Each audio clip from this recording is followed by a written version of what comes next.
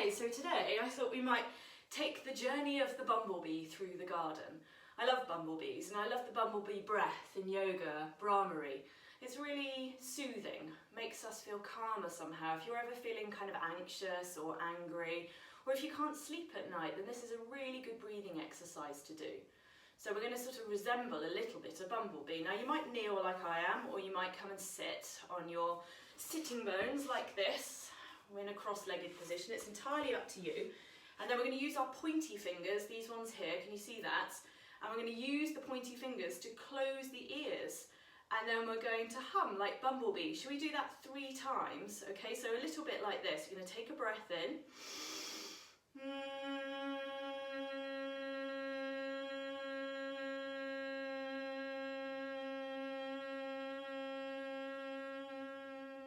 And again.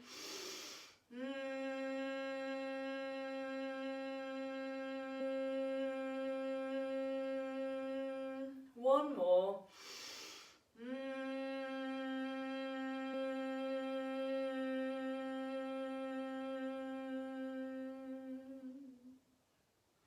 you bring your hands down. Just take a moment, just notice how you feel. You might feel all buzzy, like everything's buzzing. Do you feel that?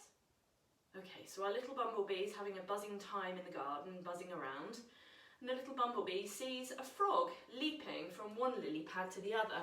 Now, if you had loads of different yoga mats, you could place them all around the room and leap from one to the other. Or it could be you could have towels placed on your floor and you could leap from one to the other. Just make sure that you don't slip on them. Otherwise, we're going to go ribbit, ribbit, ribbit, ribbit, ribbit, ribbit, ribbit. And then our little frog swims. Does he swim? He jumps, doesn't he, into the pond, which is just as well because at the side of the pond, slithering around, is a little snake.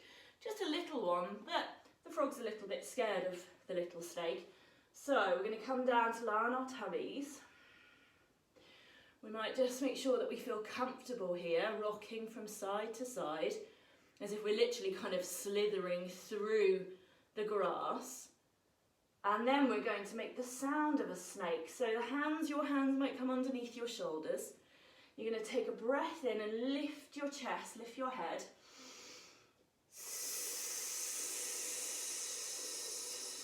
2 more like that, breathe in.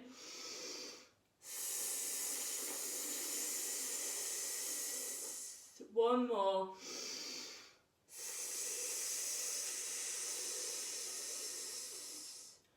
And then bring your head all the way down. Have another little snake around here, just moving from side to side, just almost like you're massaging your body on the floor. And then the snake slithers off. The little bumblebee sees the snake slithering off, because all of a sudden, into the garden comes a beautiful cat. Now, what colour is your cat? Mine's going to be like my cat, a Bengal cat, so it's going to be all kind of leopard-like. Okay, so we're on hands and knees. And here, you can make the sound of a cat if you want to, but otherwise you might just stay with your breath. So you might take a breath in through your nose, lift your bottom, lift your head, and as you breathe out through the nose, if you can, you're going to bring your chin to your chest and round your back. So you're going to breathe in, okay, big breath in, lifting your head, lifting your bottom. And then breathing out, good rounding to your spine, to your back, like a cat in the morning, stretching. One more like that, so we breathe in, head goes up, bottom goes up.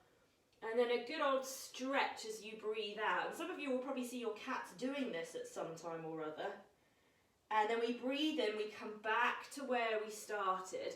Now we could do cat about to pounce on a little mouse that might be running around the garden, or a rat or something. Maybe some of you have seen more rats and mice in your gardens recently with all the rain. So we might take the right hand forward, could be your left, otherwise your right hand forward as if you're going to pounce with your paw. And then maybe we might lift our opposite leg up. There we go, and see if we can just stay like this, ready to pounce on our prey before we come all the way back down. And we'll do the same on the other side. So the left hand might go up this time as if you're going to pounce on your prey. And then your right leg, your opposite leg is going to come up. That's it. Don't stop breathing. Okay, and then down you come from there. That was brilliant. And how about now, dog pose? Cats don't really, well, sometimes they like dogs, don't they, actually? But often they can be scared of dogs, and dogs like to chase cats. So we're going to tuck our toes under. We're going to take a breath in. The knees are going to go up. And we'll come into this shape, whatever shape that is. Is that a triangle shape, maybe? A little bit like a triangle shape.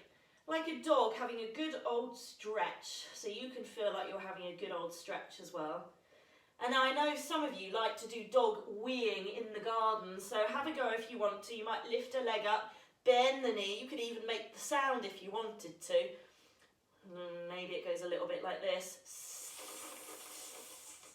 That's it. And then how about the other side? You want to see if you can lift the other one up. That's it. The bumblebees had quite enough of hearing the dog doing his weeing in the garden.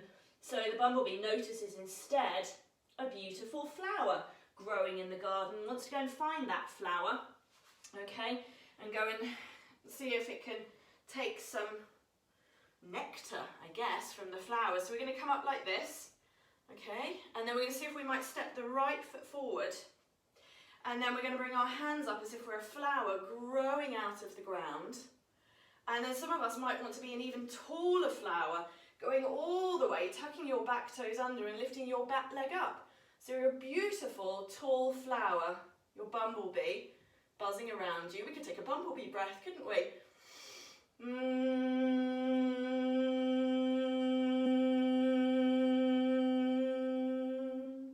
And then down we go.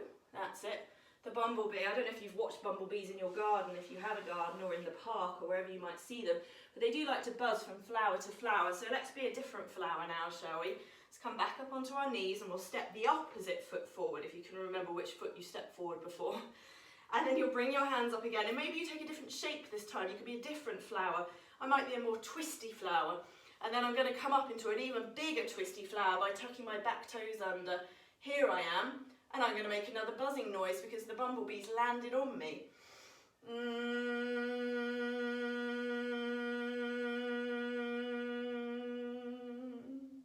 And then down I come, and the little bumblebee continues on his journey. He's seen a rather lovely tree. So we're going to come all the way up to stand. Okay, that's it. And then we'll see if we might take a tree pose. So we're going to balance on one of our legs. It doesn't really matter which one. We're going to lift the other leg up, turn it out to the side, and then bring the foot in towards your standing leg if you can.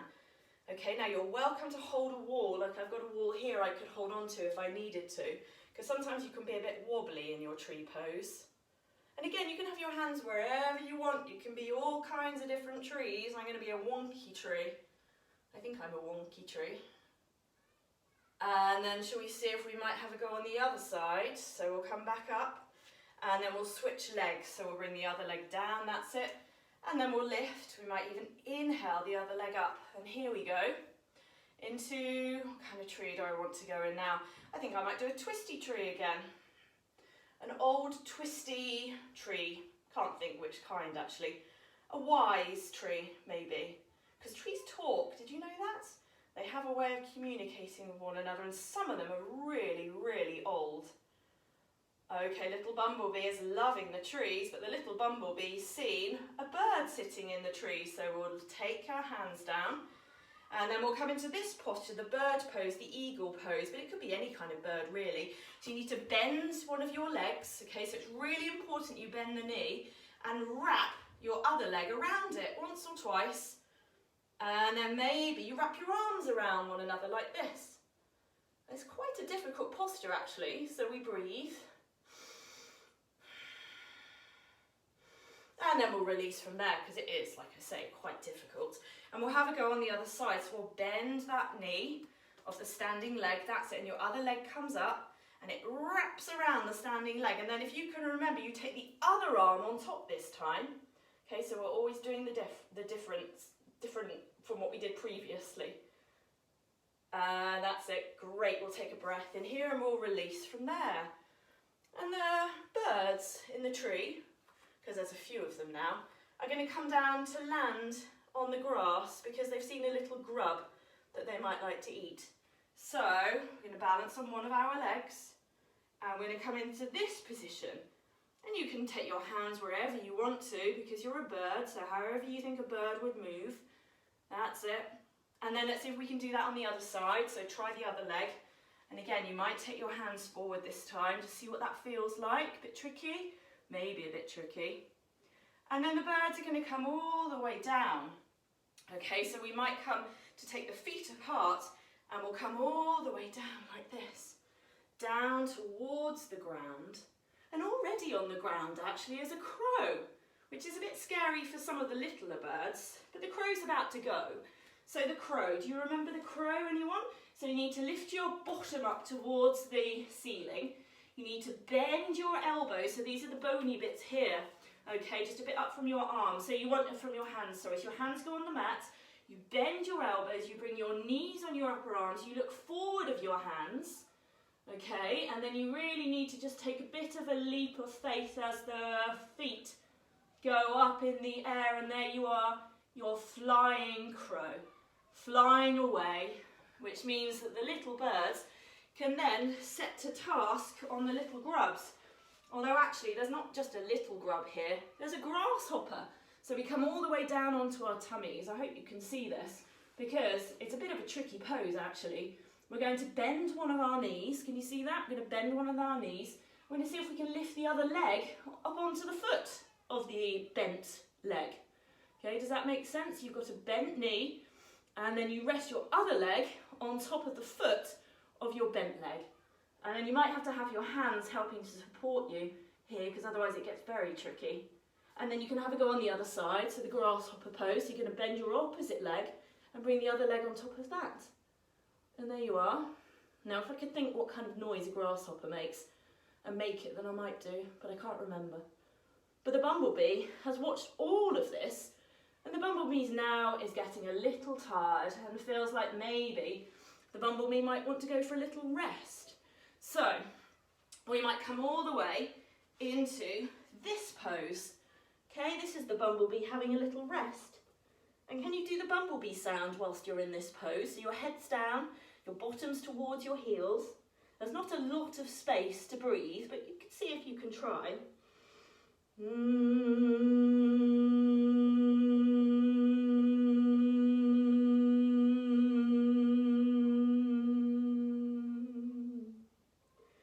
That was brilliant. Okay, so we're going to come all the way up from here.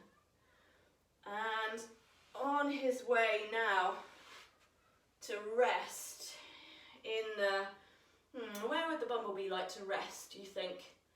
I don't know, somewhere where no one else can find it. But on the way down to this little magic space to rest, there's a butterfly. There's always a beautiful butterfly somewhere, isn't there? So do you remember the butterfly pose? Feet together. You could flap your wings if you wanted to, or you could just stay still like this.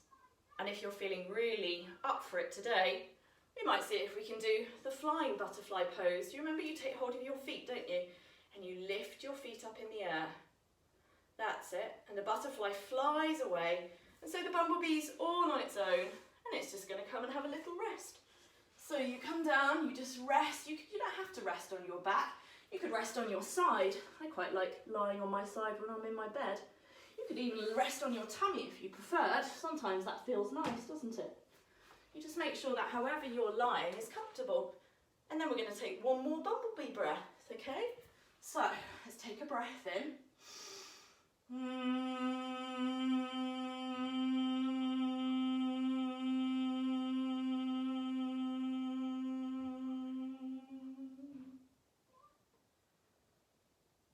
then we'll just see if we can just rest onto the nice earth, wherever we're resting. But I think probably we're resting on the earth somewhere, nice and comfortable.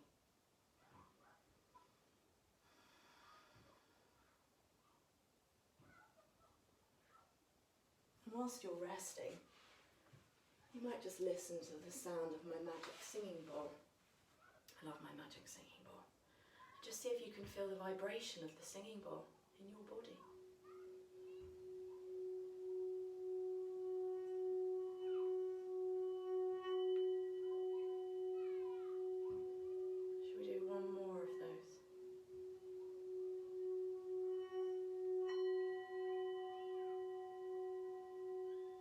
And then maybe you start to move your body again. You might want to take a good stretch. You might want to bring your knees into your chest and have a rock around on your back. Doing whatever you need to do. You might want to carry on resting actually. But if not, you might just come up and sit and join me. And should we take a chant of Om together? I like it when I have other people taking chants of Om with me. It sends good energy out into the world. Okay, so we bring the hands together in front of the heart. We take a breath in through the nose if we can.